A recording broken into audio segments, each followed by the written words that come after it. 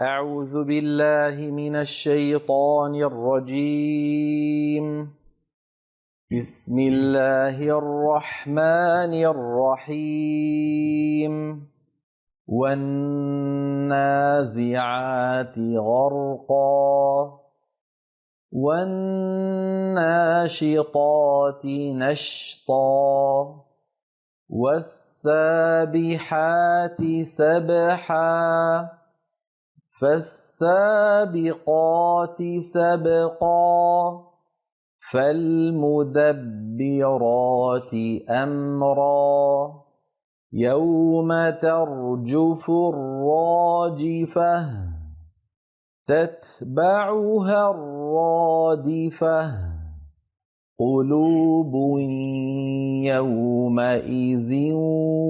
واجفة أبصارها خاشعة يقولون أئنا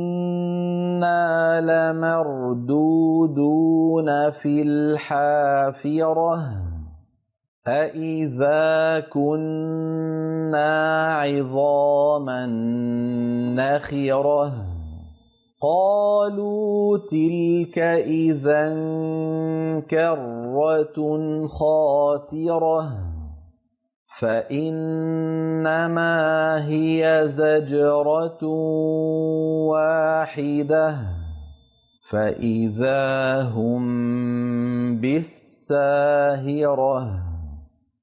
هل أتاك حديث موسى إذ ناداه ربه بالواد المقدس طوى اذهب إلى فرعون إنه طغى فقل هل لك إلى أن تزكى وأهديك إلى ربك فتخشى فأراه الآية الكبرى فكذب وعصى ثم أدبر يسعى فحشر فنادى فقال أنا ربكم الأعلى فأخذه الله نكال الآخرة والأولى إن في ذلك لعبرة لمن يخشى أأنتم أشد خلقا أم السماء بناها رفع سمكها فسواها وأغطش ليلها وأخرج ضحاها والأرض بعد ذلك دحاها أخرج منها ماءها ومرعاها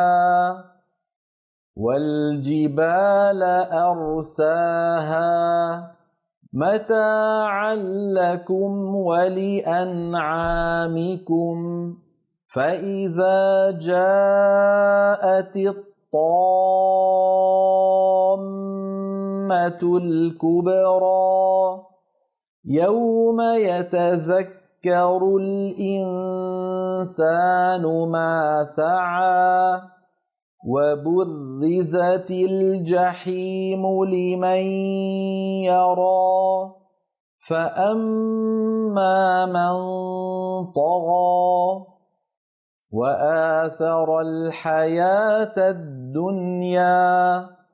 فإن الجحيم هي المأوى وأما من خاف مقام ربه ونهى النفس عن الهوى فإن الجنة هي المأوى يسألونك عن الساعة أيان مرساها فيم أنت من ذكراها إلى ربك منتهاها إنما أنت منذر من يخشاها كأنهم يوم يرونها لم يلبثوا إلا عشية أو ضحاها. صدق الله العظيم.